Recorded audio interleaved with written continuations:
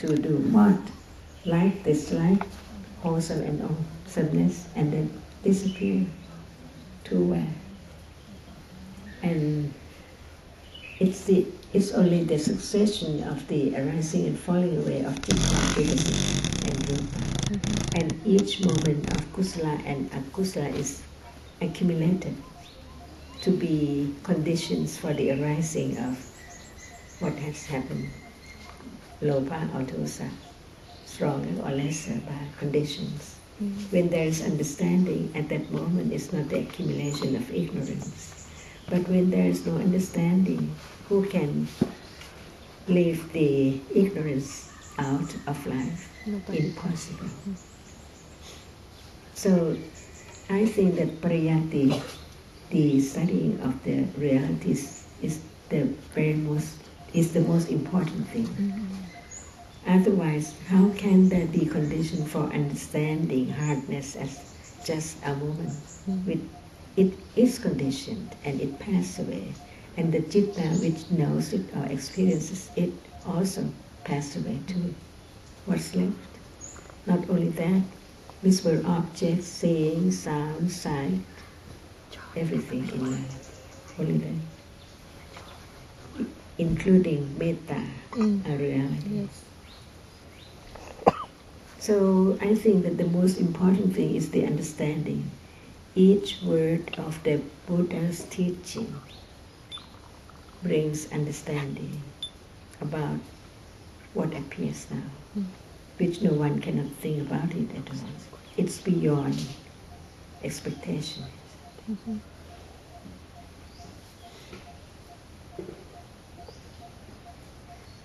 Like now, seeing and hearing, never together. They are apart. There are many cittas in between. So does it appear as it is? Well, as it is, as a reality. Only there. Only right understanding can eliminate clinging to whatever appears, no matter it's citta, cetasika, or rupa. In Pali, I think that we have learned about the word like kama, right? It means attachment, enjoy, cling. And this is one meaning, which is lopa. The other meaning is the object of lopa, which are the visible object, sound, and so forth, through the 5 doorways. And the word kama kuna. Kuna is that which bind or tie one.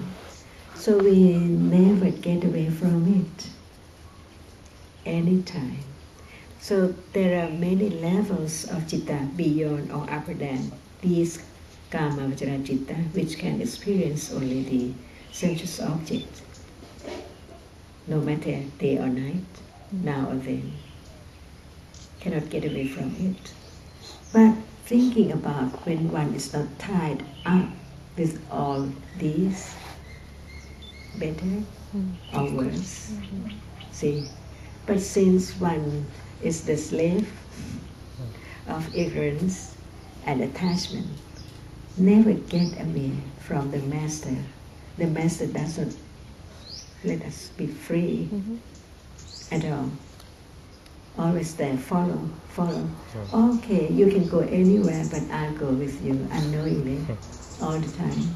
To heaven, no matter, or to Rupa Brahma or to Arupa Brahma, whatever, because of ignorance. And life, is it pleasant? No, not at all. Because of wanting so much, craving for many things at that moment, one is enslaved. Can one say that I am so pleasant, I am free? No, not at all. That's why the second noble truth is the dukkha samudaya. The cause of suffering is lopa. And there is lopa because there is ignorance. And how can there be no lopa at any time? Only way is panya, developing more panya.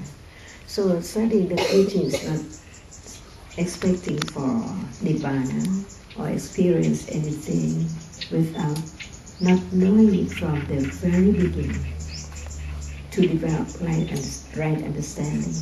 No expectation to have the developed understanding without understanding whatever appears now.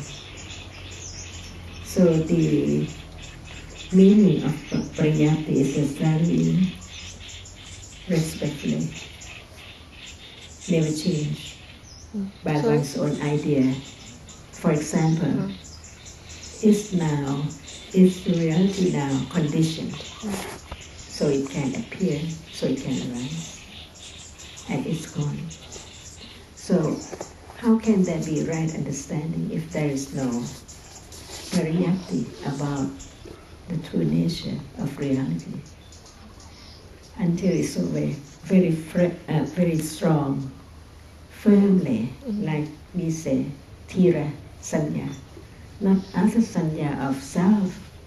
The sanya of self is so very firm, very strong, but the sanya that knows self, only our reality is not firm yet, because lopa can lead one to study, but to follow lopa's way, wanting to gain, trying to do something, but no understanding.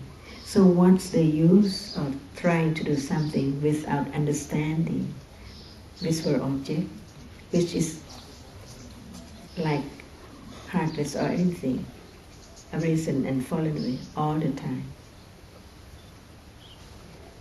So I think that the better thing in life, the best thing in life is understanding. And it's not just from book, because in the Buddha's times there's no book. Only reality appears at any time for anyone to understand it from his enlightenment, to know the truth. So one can see that one uses the word sati without understanding it. Use it, develop it, but what is it? Without understanding, can there be the satipatthana? Because satipatthana is the object of sati. Even right now, with the conditions for its arising, it's aware instantly. So we can say that the strong panya is that panya which can understand reality right now. Otherwise, it's not panya.